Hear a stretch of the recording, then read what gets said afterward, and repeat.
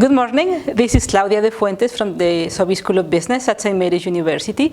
In this session, we are going to be talking about defining and understanding the challenge of design thinking. Design thinking, as we talked in the session before, has to do with it's a human-centered design methodology. Puts humans at the center, the values, the needs, the culture that they have to provide a solution that is going to be actually used and actually is going to solve the problems that they have. So understanding human behavior is critical for design thinking. I can give you an example. There's Jerry Sterling. He is the founder of the Positive Deviance Initiative, and he was a professor at Tufts University. He was very skilled in identifying problems, but beyond the problem, identifying what were the root causes of those problems and what potential solutions would be ideally implemented to solve that problem. He was very interested also in solving developmental challenges. In one of his projects, he went to Vietnam to try to address the malnourishment problem in children in Vietnam. And he identified that after many initiatives that have been tried, nothing was working.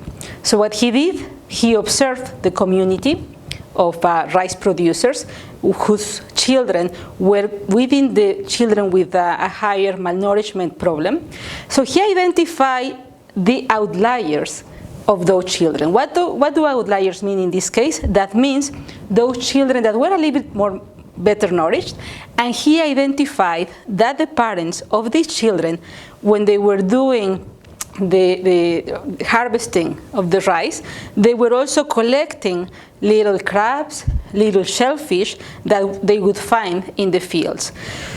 And they were feeding them to their children. So he identified actually the solution that could be applied to the rest of the people living in the village. So he asked this family to give talks to the people in the village, and later, little by little, the people in the village start adopting that same type of solution, contributing in a positive way to address the malnourishment problem for children in Vietnam. So it's very important that we create that design thinking mindset. What does that mean? That means identifying, being able to identify problems, but without judging them first. Being able to identify the problem without trying to jump to the solution right away. So for that, we need to develop the creative confidence. We need to create also empathy, be optimist, also iterate, be able to iterate, and recognize that we have to move faster to the learning stage and to bring back the learning components to the solution that we want to provide.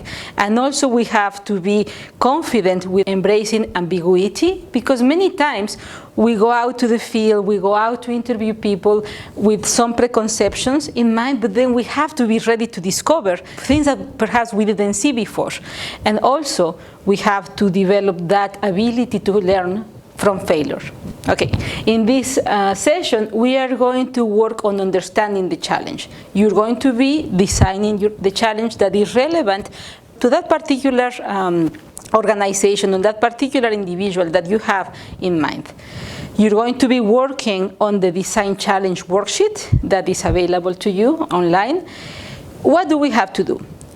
You have to identify what are those possible topics that you would like to tackle. So keep asking the question, what keeps you up at night?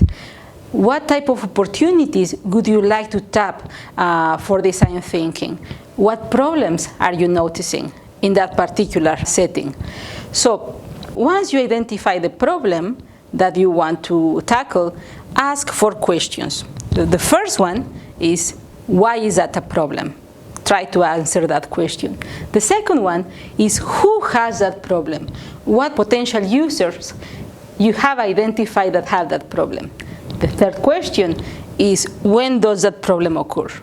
It's very important to identify in what timeline is the problem presented. And the fourth question is that problem being solved today? And if so, that's fine. Perhaps that's not the optimal solution. How is that problem solved today? Perhaps you're going to have a multiple number of problems. What you have to do as a second step is choose one of those problems that you have. The third thing that you're going to do is that you're going to frame that problem, that challenge, into a how might we. Why do I want you to do that? Because if we create or we use those words, how might we, that actually doesn't necessarily provide a solution right away, but that opens a window of opportunities for identifying multiple solutions, multiple possible solutions to the problem we have at hand.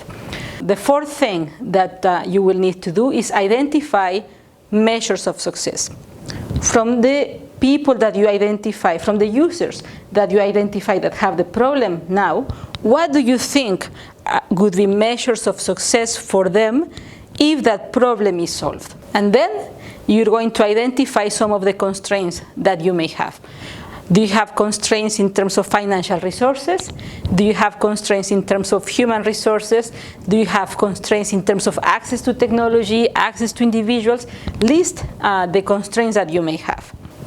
So by following the design thinking worksheet, I am sure and I'm confident that you would be able to identify the challenge that you're going to be bringing to the next stages of design thinking. Thank you.